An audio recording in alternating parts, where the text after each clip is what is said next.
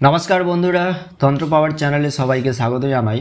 10 মহাশক্তি বা 10 মহাবিদ্যার আজকে আপনাদের ধূমাবতীর সাধনা দেওয়া হবে। এই ধূমাবতীর সাধনা কেন করবেন, এই সাধনা করলে কি ফল লাভ করবেন, সম্পূর্ণ বিস্তারিত আজকের ভিডিওতে জানাবো।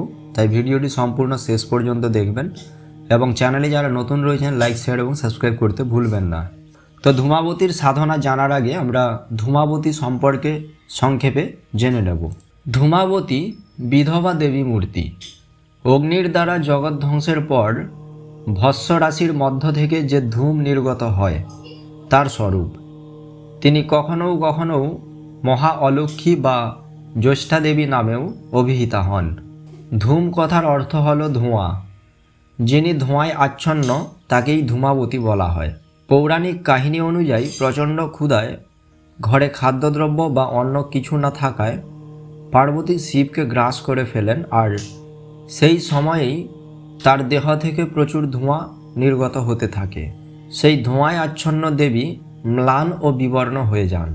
শিবকে গ্রাস করার পরে তিনি বৈধব্যে উপনীত হন, আর দেবীর এই বৈধব্য বেশি হল ধূমাবতী। এই দেবীর দুই হাতের এক হাতে থাকে কুলো আর অন্য হাতে থাকে ধড়। তো আসুন এখন আমরা এই ধূমাবতীর সাধনা জেনে নেব। তো আসুন প্রথমত আমরা ধূমাবতীর মন্ত্র জেনে নেব। ধূমাবতীর মন্ত্র হচ্ছে উং ধুং ধুং ধূমাবতী সাহা। এই মন্ত্রের পুরস্চরণ 1 লক্ষ জপ, অর্থাৎ 1 লক্ষ জপ সম্পূর্ণ হলে সিদ্ধিলাভ হয়ে থাকে। এই জপের 10% যজ্ঞ তিল মিশ্রিত ঘি দিয়ে করা উচিত।